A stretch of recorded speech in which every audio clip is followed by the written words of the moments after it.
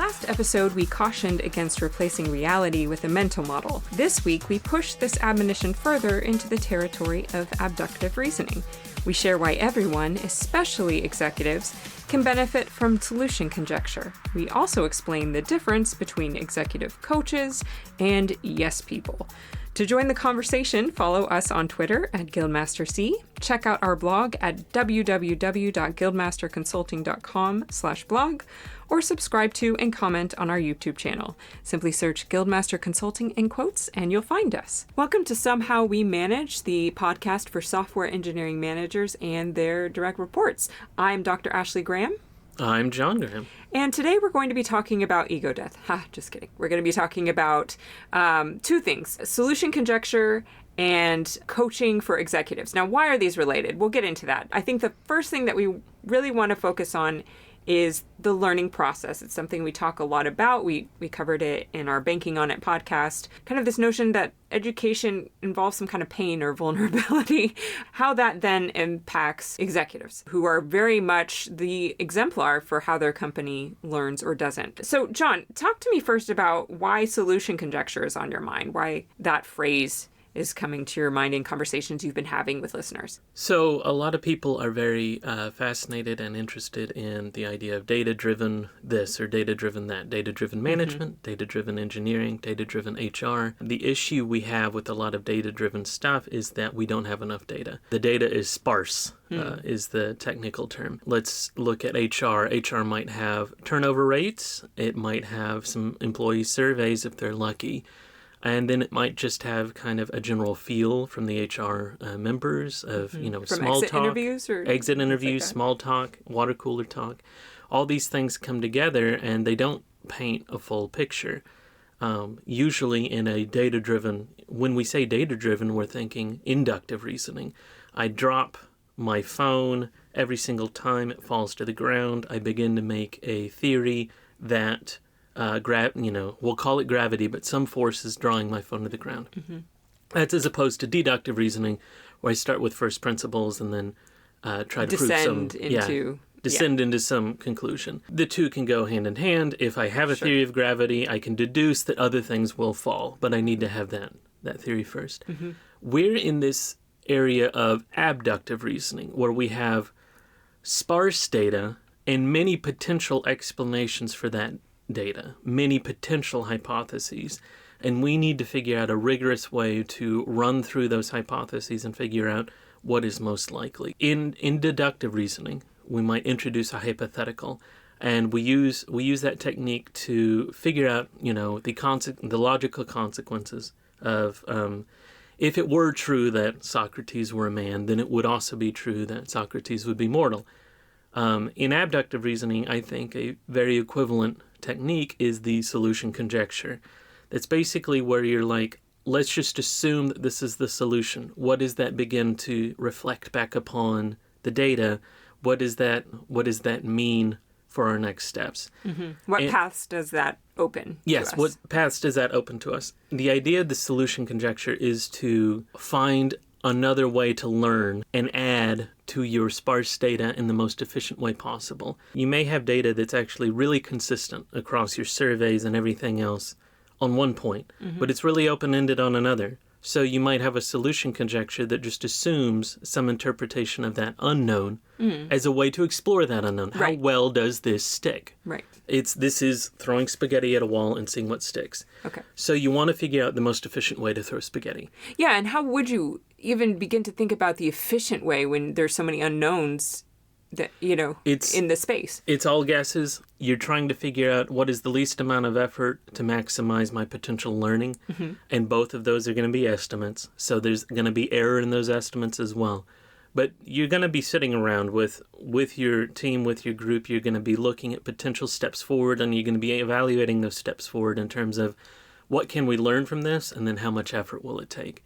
I'm going to call it a logical fallacy in abductive reasoning, and that's confusing a conjecture for the solution.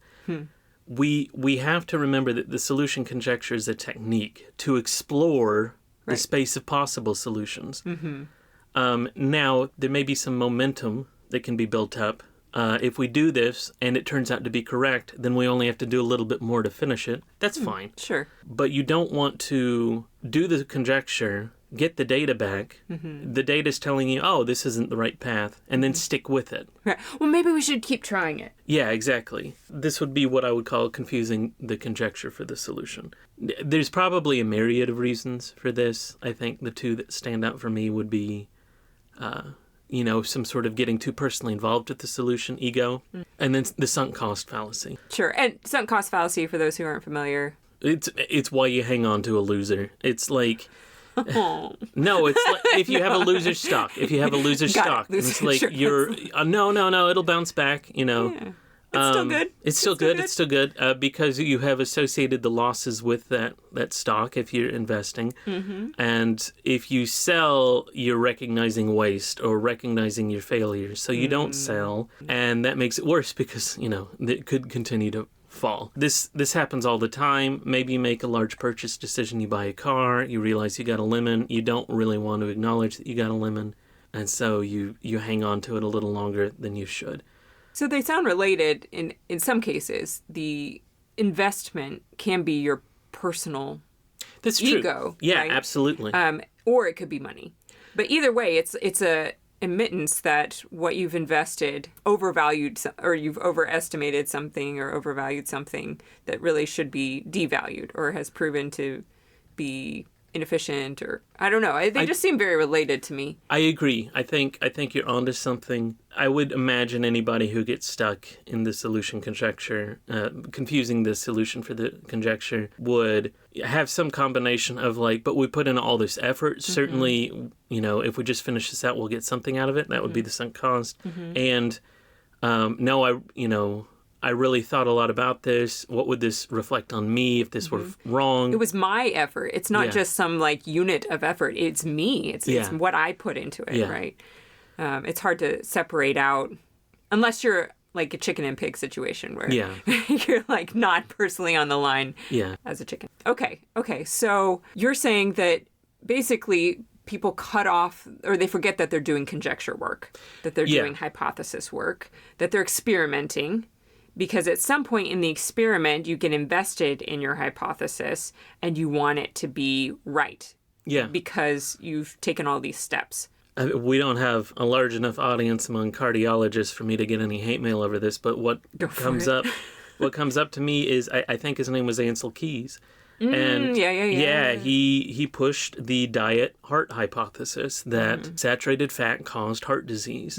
And you can see some of the early research, and there was the 7 Nations study, which I'll just go ahead and say preposterous today to have 7 data points and then draw a line and say, look at my regression. Yeah, look at my regression. But he was a very dominating personality. A lot of people would say that, and this was definitely an issue of ego. And a common saying is science moves, at one dead scientist at a time. And we really didn't get out from under the saturated fat causes heart disease hypothesis until basically he was gone and, his top lieutenants were gone too. And now we have a much more complex view of certain kinds of cholesterol at certain times and certain genetic factors. But all that kind of exploded after we got out from under that bad solution conjecture. Now, was he wrong to have proposed it? No, of course not. We need, there's all kinds of things to investigate. Well, I mean, it kind of the consequences of that were fat was bad, but sugars are fine. Yeah. And so actually that probably contributed to some heart disease. No, I mean, and it was this, I'm trying to remember something similar with the Mediterranean diet. It's all these scientists happen to be at a conference in the Mediterranean, and suddenly when they're talking about diet, it's wouldn't it be nice if everyone could eat like we are at this conference? I mean, I know that there was a little more research than that, but there was a conjecture, right? It would have been fine to say these people are living longer in this part of the world. Must be this wonderful diet that we're enjoying at this conference. Let's test that instead of just putting that conjecture out as the solution for people. Yeah. And I understand, I mean, not to digress too much, the randomized trials in diet is really hard. Sure. So it's slow. It's slow and painful to try and investigate these things. And, we can have a whole podcast on confusing the map for the territory, because there's a lot of diets that will lower your cholesterol but not end up lowering your heart disease risk. So when we confuse the, endpoint for the, I guess, I don't remember the term, but basically the subjugate endpoint, we're making a hypothesis there, not unlike OKRs. We're making a hypothesis between the key result and the objective, and we need to acknowledge that may be wrong. Yeah, that's a really good point, because sometimes key results, they feel good because you need them in order to be able to assess that what you're doing is correct, right? Yeah. So they're like the measurement. But what you're saying is that the measurement itself is a kind of hypothesis, because you might actually have to change what you measure and why. Yes. As hard as diet is and randomized control trials for diet, how much harder is software engineering? You know what I mean? Yeah. There's so many possible paths and ways that you can do things. Same with management. I mean, there is a limited set of ethical paths. But when you're embarking as a leader, an executive of a new company, or you're stepping into a company that's been around, but you're trying to make your way there as a leader, there are unknowns, and there's a lot of territory to explore. And how can you, as an executive, not confuse the map with the endpoint or with the destination, I guess? And to get back to a term we mentioned earlier, certainly executives suffer from sunk costs like the rest of us, but we got to focus on the ego aspect, because being an executive, whether at a large company or small, is incredibly lonely. And there's a lot on the line, and you've a lot of you on the line. There's very little that you can do that you don't feel personally responsible for. Now, different people, have different amounts of kind of intrinsic ego issues, but even the best people are going to wrap themselves up in a business that they founded or that they're currently running. And it's impossible not to. That being said, not only are there some emotional impacts to the individual, right, that need to be taken into account, and you need to protect yourself and build boundaries, and we can even talk about Ansel Keys again. If the evidence was there enough that we should try a low-saturated fat diet, and we try it, and more people die, that's bad, unsuccessful, but that's not murder, right? It only becomes, I don't want to call it murder, but it only becomes bad when you insist in spite of the data. Right. Now, those people after that point did not have to die with the bad diet advice. You can make a bunch of bad decisions as a leader, and you shouldn't feel like you're a terrible person if you're learning from it, right? If you're learning from it. The issue that happens at senior leaders is because you're so isolated, and even your colleagues sometimes you're fighting with, and it's so lonely that it is so tempting to just find anyone who will listen to you and just say you're on the right track. That feels so good. Here's the problem. What are you going to say? Well, no, I mean, I was just thinking so much, in my line of work, so much of the transformative nature of a social worker or a psychiatrist or psychologist or counselor is that validation.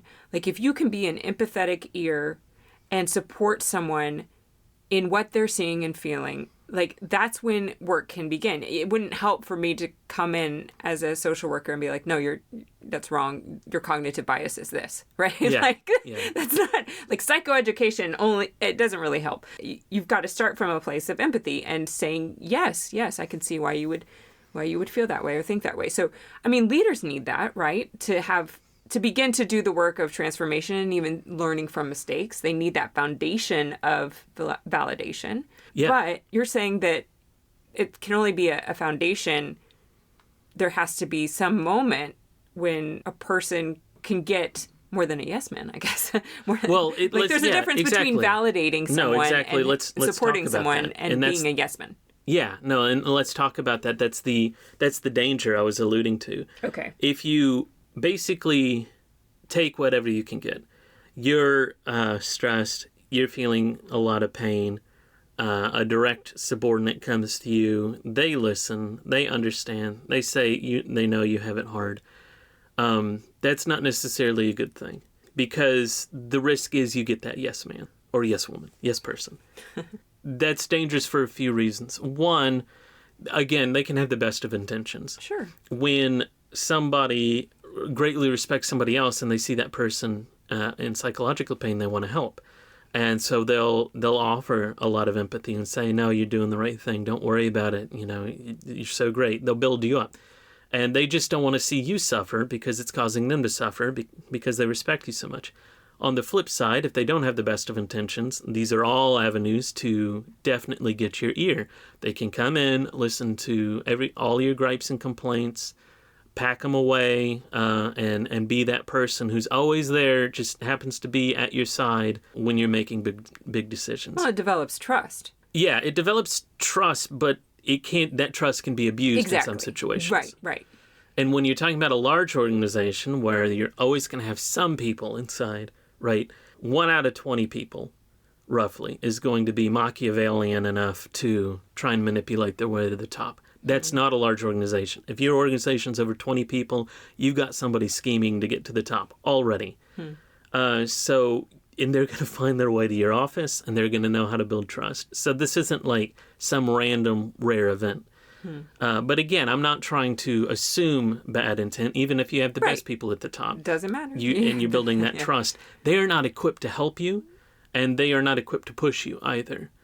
This is why I would say coaching is incredibly important for executives, because you can get someone who will be that ear, who will not use anything you tell them against you or against anybody else in the organization because they aren't in the organization. Right, they're a neutral third party. They are a neutral third party who can sit more objectively and tell you when you're wrong. A direct report is not going to be able to tell you when you're wrong. A direct report isn't going to be able to feel you out to see what your mood is to tell you that you're wrong, right? You need to be in a good place to be like, geez, was I wrong here? And have somebody say like, I think you could have done better in these ways.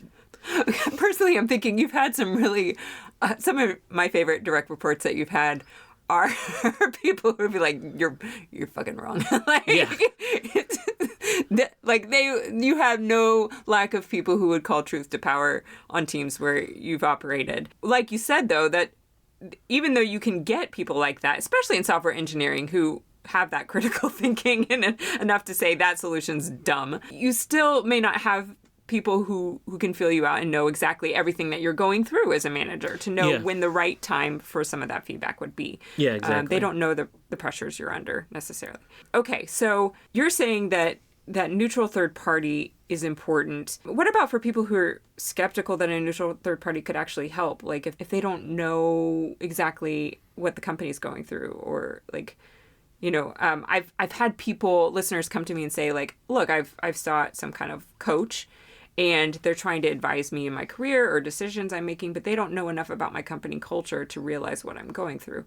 What would you say to them? What would make your coaching model different? Well, let's get back to abductive reasoning. Let's talk about product design. Yeah. A coaching plan is a product. Yeah. And coaching itself is a very bespoke product. We can have models, and we do have a lot to draw from, and that's intellectual capital. That's how we can do it better or cheaper than everybody else. But any particular model is going to have to be tailored to the individual. Any plan's going to have to be tailored to the individual. And the product design process, it always starts with empathy.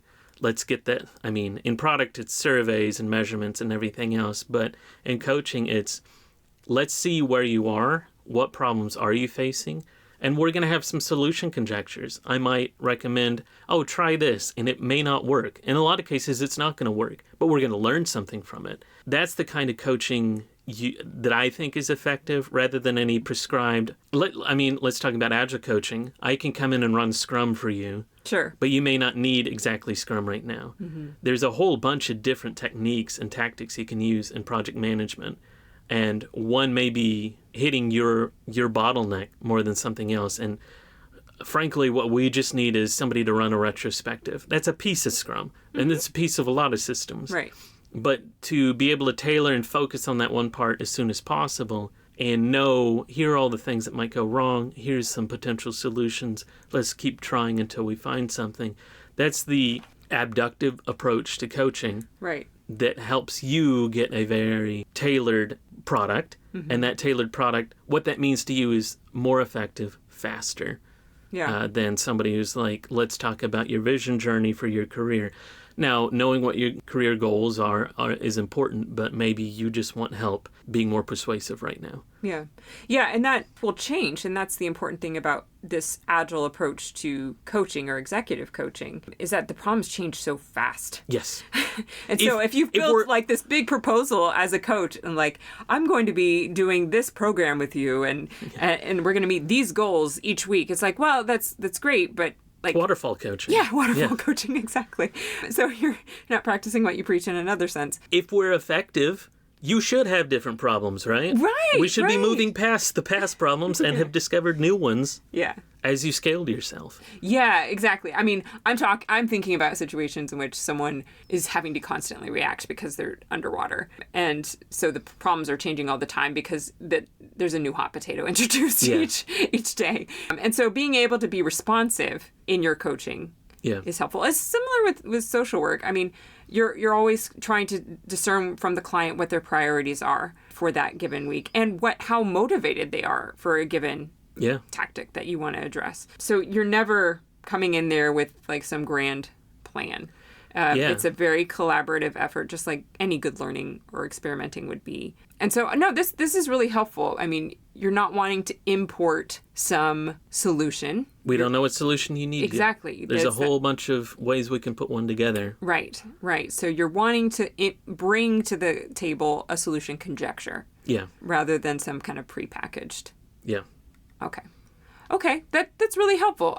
Because we've talked a little bit about coaching before. I was trying to think of it in this new space of executive coaching where it can be a little bit lonelier and more unknowns as you kind of architect a strategy or deal with a large organizational problem. Is there anything else that you wanted to share in terms of how this solution conjecture approach influences your tech on executive? I mean, you said it best in terms of it's an agile approach, it's an abductive approach. All these things are kind of pointing to the same small, tiny little increments and measuring, whether it's design thinking or agile. And back to even our solution conjecture, getting your ego tied up in sunk costs. Now, there's things to try and help get over that when it does happen, but there's also things to prep for, and that's keep the conjectures as small as possible. That way, you have less time to get your ego wrapped up into it, and that's kind of the same thing with coaching. I'm just like, let's take tiny little tasks, and each week or each month is going to be a little bit of homework on what you're facing now, that you have the energy to fight right now. And the motivation. If you got energy and motivation, that means it's cheap. So let's buy low, sell high. That's put super well. I love that. That really helps, like you said, to take the ego out of it because the investment is small. Yeah. Whether it's your time or yourself. Okay. Well, thank you very much for this conversation. It's been helpful to me. If you like what you heard today, subscribe to our blog and follow us wherever you listen and podcast. You can search us on YouTube at Guildmaster Consulting to hear our podcast there. We are on a mission to make management better, one lesson at a time. Most people, they don't hate their jobs, they hate their managers, and we can fix that. So if you do find any of this compelling, please share. Help us out. Get this message out there. And part of our mission is to support a community of engineers and managers that are learning from one another. So please, if you're on YouTube, comment below. Tell us about a time when you or someone on your team confused the conjecture for the solution. Thanks.